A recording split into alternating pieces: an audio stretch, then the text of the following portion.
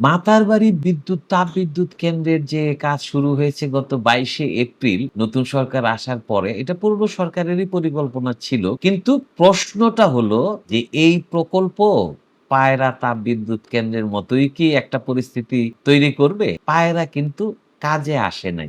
গাজীপুরে সেখানে যে বিআরটি প্রকল্প আজকে পর্যন্ত কিন্তু শেষ হয় নাই। বিআরটি একটা বাস র‍্যাপিড ট্রানজিটের একটা প্রকল্প উদাহরণ হিসেবে জানাচ্ছি। সেটা হচ্ছে এটা শুরু হয়েছিল কিন্তু ২০১২ তে পরিকল্পনা নেওয়া হয়েছিল। ২০১৬ তে গিয়া কাজ শুরু হয়েছিল। কারণ নানান সমস্যা। জমি অধিগ্রহণ এই সেই নানান কিছু। আজকে ২০২৫ আওয়ামী লীগ সরকার ক্ষমতা ছেড়ে চলে গিয়েছেন ২০২৪ এর মধ্যে কিন্তু বিআরটি প্রকল্প মানে যেটা হলো ১৯ কিলোমিটারের মতো একটা ১৯.৫ কিলোমিটার। এই প্রকল্প আরো বেড়ে ওই কাঁচপুর পর্যন্ত যাওয়ার কথা ছিল। কিন্তু এটা একটা আধাখেঁচড়া বিষয়ে পরিণত হইছে। এর ভিতরে প্রকল্প ব্যয় মানে এই ১ম এ ছিল ৳২,০০০ কোটি, এটা বাড়তে ২৬,০০০ কোটি টাকাতে গিয়ে পৌঁছছে। সবই হচ্ছে চুরি। সবই হচ্ছে এগুলি হচ্ছে বাড়ানো মানে হচ্ছে যে চুরির একটা ক্ষেত্র তৈরি করা এটাই।